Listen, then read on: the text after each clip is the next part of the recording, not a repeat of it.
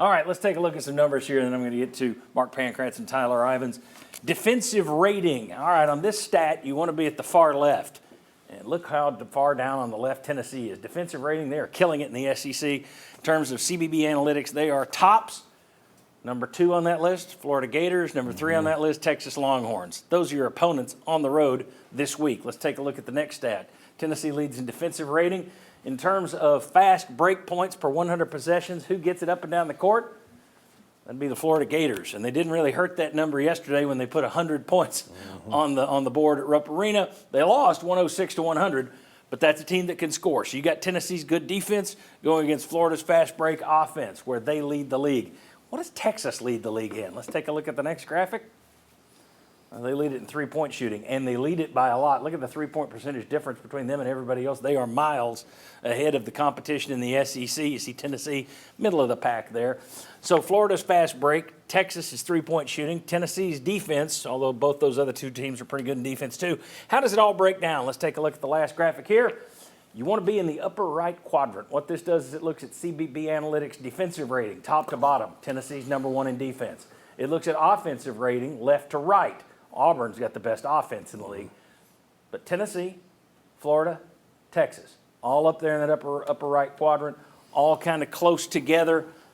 These are 3 pretty doggone good teams that Tennessee's going to be in the mix with this week, but they're all on the road. Mark Pankratz, your thoughts on Florida and what you saw against Kentucky yesterday, and then you go on the road to Texas. Well, defense travels, which is always a good thing, and as does culture. And so when you got Zakai Ziegler to lead your offense, you always worry about when you're going on the road. You want to take care of the basketball. If you turn the ball over early, that crowd gets into it. You get back on your heels, and it could be a long game because they can score on you quick. But I think we'll be all right with handling the basketball. I do think Florida will be a tough one. They've got some physicality down low that can match our toughness on the inside. But then Texas, their best thing is three-point shooting. If a team's best offense is their three-point shooting, I like our chances because we can get out and guard, we can help, we can rotate, we can recover, get out and contest jump shooters. So I think that Texas one I feel better about. But Todd Golden's team is going to be coming off a loss. They're going to be coming ready to play. And Florida's a team that, going into that Kentucky game, there were a lot of people that thought, okay, how good are you really? Because we talked about Tennessee had played some names, but they hadn't played any really great opponents in their non-conference. Illinois on the road was a good one. But Florida hadn't really played. They hadn't been tested. To go to Rupp Arena, lose 106-100, that was a good performance yesterday. They look like they're going to be for real. Yeah. Tyler, your thoughts on this? This was going to be the game that I was the most concerned over. You and I have had conversations on our show and then off the set here with John. That depth is starting to become a question for the University of Tennessee. What happens when you do have a tight whistle, much like Champaign? You've got a guy who's played in 6 career games in Knoxville. He's fouled out twice. One of them was that Champaign game. What happens whenever you have a team like Florida that moves up and down the floor? I feel like what I'm about to say is going to preempt a lot of people to go, well, it's going to be the officials. My concern with Florida is what happens if there's a tight whistle and Tennessee's depth starts getting questioned down in Florida. When you see those numbers John put on the side screen, that's my concern is if we start seeing bonuses at the 10 mark, 9 mark of each half, I think there could be some concern there because of players like what Carter can do, Elijah, some of those different guys that Florida's brought in. This is a big matchup. If Tennessee can find a way to win this game, it'd be massive. Just the numbers tell me it's advantage Florida. Well, and if you look, I know I'm Mr. Stat Boy today, but when you look at Tennessee personal fouls per 100% on defense, they're way up there, which they typically are in a Rick Barnes. When you play tough defense, you get whistles. So eventually, that is going to be an issue in terms of your depth is thin.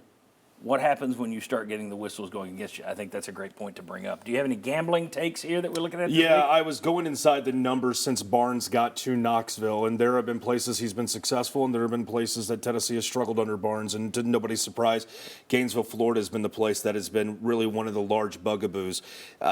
Straight up, Tennessee's 1-3 down in the swamp since Barnes took over back in 2016. And in those losses to Florida, their average loss is by 17 points. When Tennessee loses down in Florida, they don't lose close. It gets messy. The only win they've had down in the swamp since Barnes took over was that senior team with Schofield and Grant Williams, where they were making that late push. This is one of those games where nobody's covering a better number right now in conference play than Tennessee and Florida. So you have two teams. Vegas has got them pinned, which means the number they set, Vegas knows how well Tennessee and Florida plays. I think tomorrow when this number comes out, Monday afternoon, Tennessee will be favored, but it's not going to be by more than a possession. All right, Sterling Hinton's going to text me in a minute and say, you don't ever take a loss. You split if you're on the road, Florida and Texas this week, if you pull a split, that's a good week. Yeah, I mean, well, I mean, you don't want to go into it and Yes. lose, but you split this week in this league, you're 2-1 coming out of your first three of Arkansas, then at Florida, then at Texas. Yes. You take that all day and all night, I think. I would. it's hard for me to say that you take a loss. I always look at it like, how are you going to lose, right? Like, if we come out and don't play with the energy and things like that, you can get into tea leagues. But the way that this SEC slate is, I mean, you got to win your home games. Yeah. And then if you're splitting or you're winning just above 50% of your away games, you're going to be in the thick of it, have a great seeding, and have a great chance to make a run in the NCAA tournament. There you go. Texas Sterling, text him. Texas' three-point shooting, they have yet to date to play a perimeter defense like Tennessee. So I think if we're going to see somebody put a dent in that stat, Tennessee's going to do it over the weekend down in Austin. Okay, very good. Appreciate it, guys. Mark, as always. Thanks. Thanks. Man. Thank Thanks you for very having me. much. When we come back, let's get back into football. The SEC underperformed this year, in my opinion. I think most people would agree. We'll see if anybody debates that. What's the response from Greg Sankey and the SEC schools going to be? How are they going to look at the season and say, all right, how do we fix this? Is it scheduling even easier? Probably. Come on back.